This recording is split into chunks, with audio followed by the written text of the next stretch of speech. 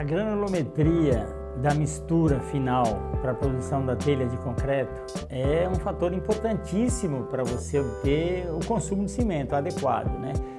Se essa granulometria não compor uma mistura que tenha uma menor quantidade de vazios, ou seja, com grãos menores ocupando o vazio dos grãos maiores, de maneira a criar um conjunto que requer uma menor quantidade de pasta, você vai colocar pasta de cimento onde poderia colocar areia. Então a granulometria, conhecer a granulometria do material e interpretar a granulometria é muito importante. Mas repito, não adianta você fazer a granulometria e enfiar o resultado na gaveta. Você tem que fazer a granulometria e interpretar, saber o que fazer com o resultado. É fundamental. A diferença entre a areia industrial e o pó de pedra. O pó de pedra é o resíduo da produção da pedra, da construção civil, brita 1, brita 0, brita 2. O pó, esse material resultante desse processo produtivo, é vendido como pó de pedra, muito bom para fazer blocos e um pouco para fazer paver.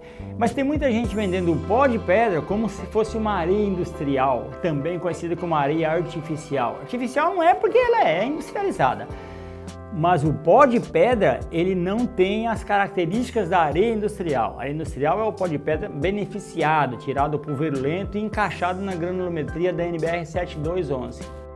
Finos na composição da telha. Com certeza, muitos finos na composição da telha vai me trazer problema. Primeiro, vai baixar a resistência, porque tem mais material fino para ser ligado por uma mesma quantidade de cimento. Segundo, vai me dar maior absorção. Por quê? Porque vai requerer mais água para produzir a telha e essa água vai embora depois, porque essa água é só para o processo. O cimento não vai consumir mais água porque o agregado é mais fino. Essa água não consumida vai ter que sair. O lugar que ela saiu vai ficar vazio. E esse vazio vai ser absorção para a telha. Então, uma telha com material fino baixa a resistência, aumenta a absorção. Basicamente, a absorção e resistência. A importância em você trabalhar com a mistura para telha na umidade ótima ou na umidade adequada. Se você trabalhar com a mistura seca, aquém da umidade ótima, você vai ter uma telha seca, uma telha porosa, uma telha com absorção alta e vai ter problema. Quando ocorrer a primeira chuva, o cara já está lá com o telhado dele prontinho, feliz da vida, dá uma chuva e molha tudo. Aí que vai dar o problema. Então precisa trabalhar na umidade ótima. E a umidade acima da umidade ideal, a máquina não extrusa a telha sai com uns carocinhos, com uns probleminhas.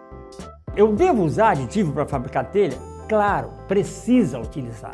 O aditivo tem um papel tem mais do que um.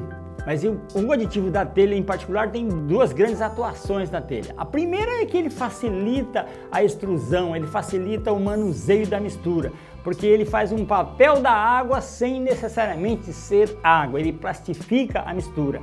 Essa é uma grande ajuda. E a outra ajuda é que ele é um impermeabilizante, ele vai te ajudar a fazer a telha ficar impermeável. Lembrando que a permeabilidade da telha é o maior problema de patologia em telha de concreto. Como avaliar o desempenho de um aditivo? Como avaliar o custo-benefício do aditivo? É importante? É econômico usar aditivo? Existem aditivos no mercado que são às vezes mais baratos, mas você tem que pôr uma quantidade maior. Existem aditivos que são um pouco mais caros e você põe uma quantidade menor. O importante é você utilizar, se basear na questão custo-benefício, quanto custou e o resultado que ele me deu, né? Às vezes um aditivo utilizado numa proporção menor, mas que tem um desempenho melhor, vai me dar um custo de produto menor. Qual o papel do aditivo no desempenho do equipamento? O aditivo, tornando a mistura mais plástica, mais fácil de trabalhar, ele facilita a vida do equipamento. Para uma dona de casa é muito mais fácil fazer massinha para fazer bolo de chuva do que fazer massinha para pizza. A mistura mais plástica é mais fácil de trabalhar. O aditivo me dá essa plasticidade, então a vida do equipamento se prolonga muito mais. Como controlar a qualidade da telha no momento da produção? Controle assim, just in time. Primeira coisa é pesar a telha. A telha tem um peso padrão, você deve manter esse peso padrão.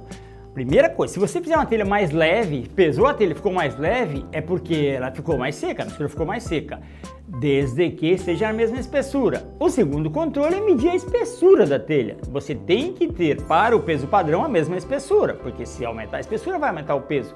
E o terceiro é a umidade da mistura, que na verdade vem primeiro de tudo, né? A umidade adequada da mistura. Se você trouxer uma mistura mais seca, certamente vai ter uma telha porosa, vai ter uma telha mais leve, vai ter uma telha problemática. O primeiro ensaio mais corriqueiro é o ensaio de permeabilidade, é colocar a telha na mesma posição que se faz, que se produz a telha, que se vai aplicar a telha, e fazer o ensaio de permeabilidade superficial.